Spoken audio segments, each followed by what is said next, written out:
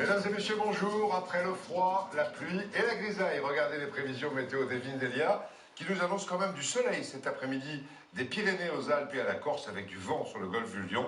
Mais ailleurs, vous le voyez, du ciel gris, quelques gouttes du nord au centre et de la pluie carrément en Bretagne. Les températures restent fraîches dans le nord-est, pas plus de 1 à 2 degrés cet après-midi.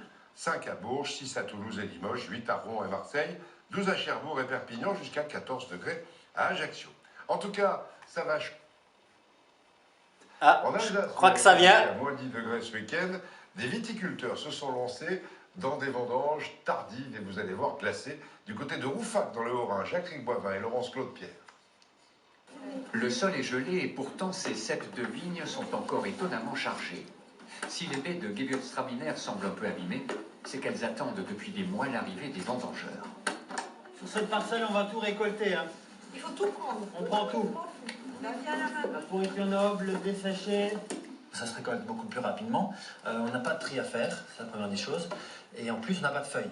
Donc on n'a pas besoin de chercher le raisin pour le couper. On le coupe directement et il est mis dans le seau.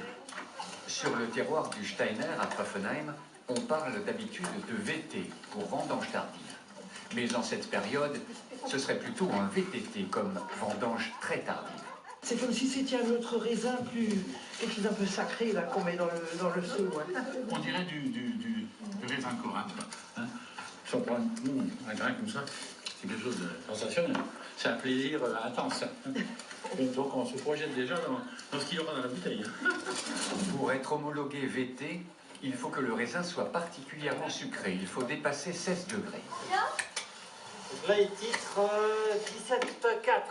C'est bon. C'est bon. Voilà. Pour l'instant, Stéphane a gagné son pari. Et cette année en Alsace, les viticulteurs ont été peu nombreux à l'avoir tenté. Sa dernière tardive, c'est ce millésime.